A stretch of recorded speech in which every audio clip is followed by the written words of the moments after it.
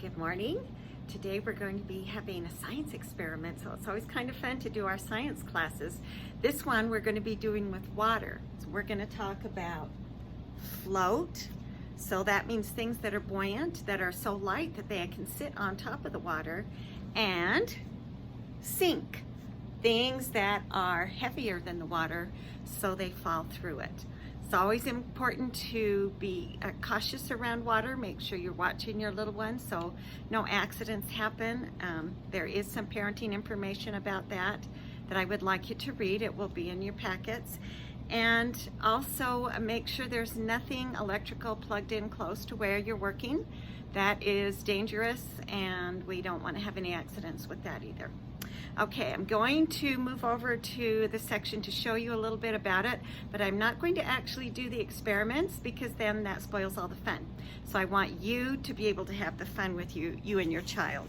You are going to need your tablecloth put down on the surface so you don't get things wet. And also you're going to need a couple of towels to put on each side of the bin. Okay. Hang on a sec. So your setup should look something like this. You're going to have a bin with water in it. You're going to have a towel and the float sign on one side and the sink sign on the other.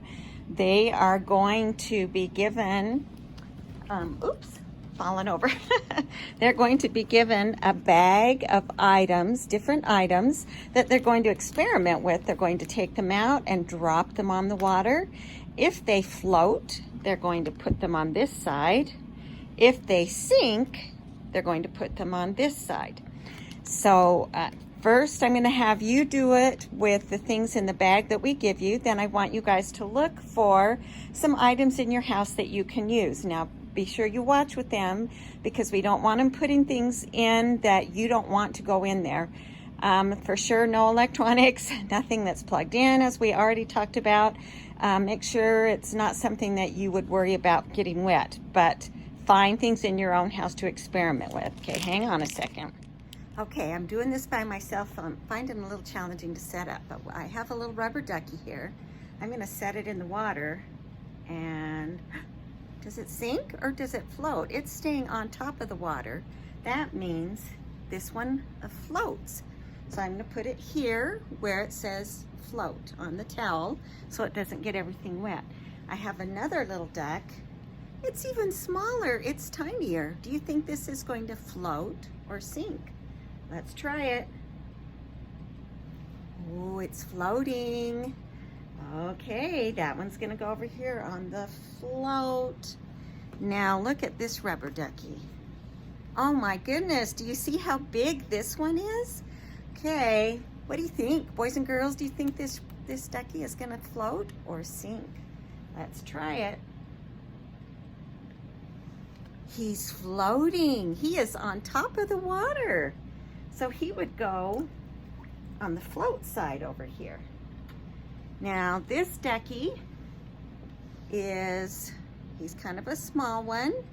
Looks like a duck, doesn't it? But when we put him in the water, oh my goodness, he fell all the way to the bottom. So he's going to have to go to the sink side. Now the reason that he has to go to this side, the reason that he sank to the bottom is because he's made out of clay. So he's heavier than the water and he sinks all the way to the bottom. These are made of plastic and there's air inside them, and so that helps them stay buoyant and stay right on top of the water. Some other things that I'm going to have you try, there's going to be a little paper cup in your packet. You're going to set it in the water, see if it sinks or floats, and then start adding coins. You'll need to find some from your house, from your pockets, and have them count and see how many coins it takes before the cup sinks to the bottom. And it's interesting that a coin all by itself is going to react differently than a coin that is put inside a cup that's already floating.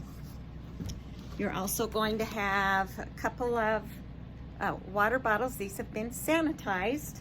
So I just want them to kind of experiment and play with the water with volumes and amounts. See if they can get water in this one and pour it into this one.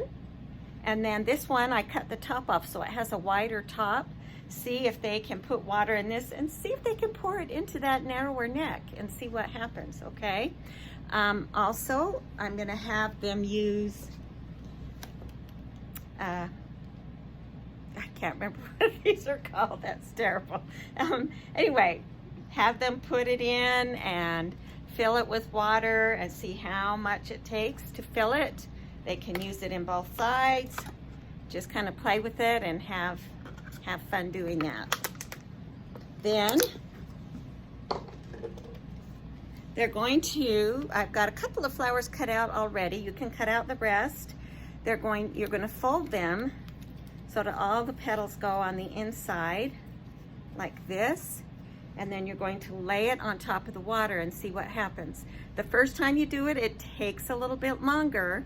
And then after you take them out and let them dry, it will happen a lot faster. But it's fun to watch. It's a fun little experiment to do. So that's in there. There's also a color-in page if they really like it and want to color it in and do it with their own flowers that they've made. And all of these things they can take into their own bathtub and use in their tub to have some water time and to continue practicing and playing with what they've learned in the lesson today. Okay, and then last we've got our book. It's called Inside, Outside, Upside Down. So we want to make sure they're using those position words to describe things in their life.